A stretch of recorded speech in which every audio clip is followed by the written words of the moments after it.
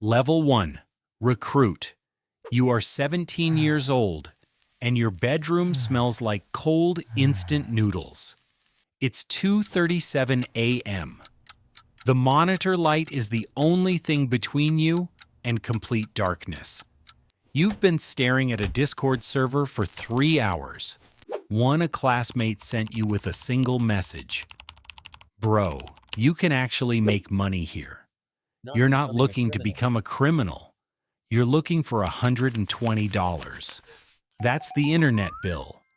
That specific number has been sitting on the kitchen table for 11 days, and it is quietly destroying your family. Someone with the username at KR4KEN sends you a task. It takes 4 minutes. The money hits your account before you finish reading his next message. You tell yourself it was just this once. You tell yourself no one got hurt. You tell yourself both of those things are true. Level 2. Mule. 3 weeks later, you are making more money per week than your father makes per month. You move funds between accounts you don't own for people you've never met, for reasons you've decided not to ask about. Your cut is 10%. You tell yourself you're just a middleman, that the word middleman makes it different somehow. The first time a large sum moves through your hands, you're standing in a shopping mall bathroom. Your phone nearly slips into the sink. You look at yourself in the mirror for a long moment. Your own face looks slightly unfamiliar, like a photograph taken at a bad angle. You go home and buy new shoes. Your mother asks where the money came from. You say freelance, IT work. She squeezes your shoulder and smiles. You look just past her eyes, not at them. Level 3. Phisher. You have a talent for making things look real. You always did. You were going to study graphic design once, before that stopped being a possibility. Now you use that eye for detail to build replicas, websites, emails, forms. Things that look exactly like the original. Down to the pixel, down to the font weight. An elderly woman on the other end of one of your campaigns types in everything you asked for. Savings. PIN. Security questions. She thinks she's protecting herself. You sit with that for a moment after the confirmation comes through. Something shifts inside your chest. Not breaks, just shifts, the way a door settles on its hinges. Then you open the next campaign file. You have 16 running simultaneously. Level 4. Operator. You are 20 years old and you have stopped thinking about individual people on the other side of what you do. You think in systems now. Networks, vulnerabilities, entry points. You map infrastructure the way other people study for exams. Obsessively, at 3 a.m., with a focus that surprises even you. When a mid-sized company's entire system locks up because of something you built and deployed, you read about it in the news like you're reading about weather in another city. Employees can't work. Supply chains stall. They pay. They always pay. Your share arrives in cryptocurrency. You use it to pay your computer science tuition. In cash, by semester. You tell yourself you are funding your future. Level 5. Team lead. You manage 12 people now. You have never met any of them in person. You coordinate campaigns, assign targets, review results. You have rules. Things you won't touch, lines you won't cross. You explain these rules to yourself regularly, like a person who needs the explanation. You spend a lot of time in forums where you recognize a very specific kind of post. The desperate ones. The ones written too fast with irregular punctuation.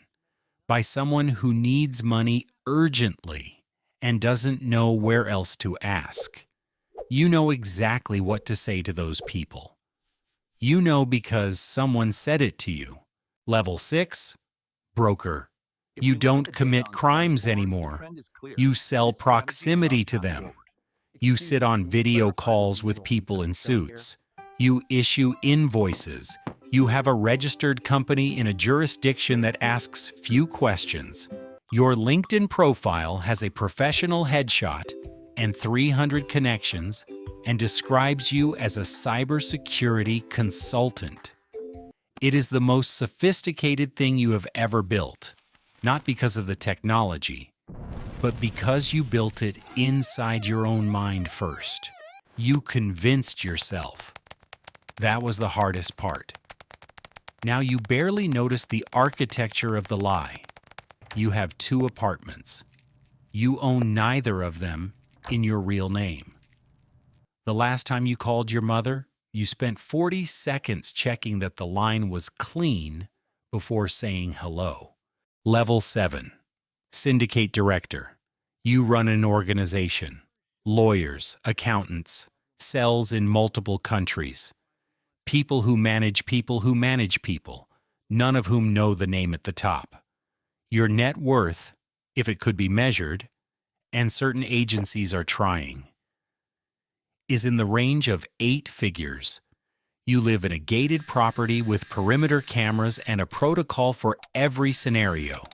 You rotate devices every 2 weeks. You have documentation in 3 different names across 3 different countries. Your sister turned 15 last spring. You didn't go. There was a threat assessment that week that made travel inadvisable. You sent money. She called to thank you. You let the call run for 40 seconds before ending it. She doesn't know why you always hang up so fast. You tell yourself you'll explain it to her someday. You are 24 years old, and you have not slept more than 4 consecutive hours in 8 months. Level 8. The fall. The mistake is not technical. It never is. You knew that in theory. You had read enough postmortems of other operations to know that the thing that brings a system down is almost never the system. It's exhaustion. It's trust extended 1 degree too far. It's a configuration error made at 3 a.m. by someone who needed sleep. You knew all of that. It doesn't help. When they come, you are already awake. You hear the knock and the identification, and your nervous system does something it hasn't done in years. It simply stops. Your hands are flat on the desk. The cursor blinks on the screen in front of you. You have perhaps 30 seconds. You don't move. Later, you will not be able to explain why. You will have a lot of time to think about it. Level 9, the cost. The trial takes 2 years. The sentencing is a number that doesn't feel real when the judge says it out loud. Your assets are frozen. The company dissolves. The cryptocurrency is traced, most of it. You are 26 years old. You have 8 square meters, 2 hours of yard time per day, no devices. You, who once built systems complex enough that investigators spent years reverse engineering them, now have to ask a corrections officer to hand-deliver a written note if you want to communicate with the outside world. Your mother visits once a month. She sits on the other side of the glass. She puts her hand against it. You put yours up too. You look at her face, and the only thing your mind keeps returning to, for reasons you can't fully explain, is an internet bill. A specific number. The thing that started all of this. $120.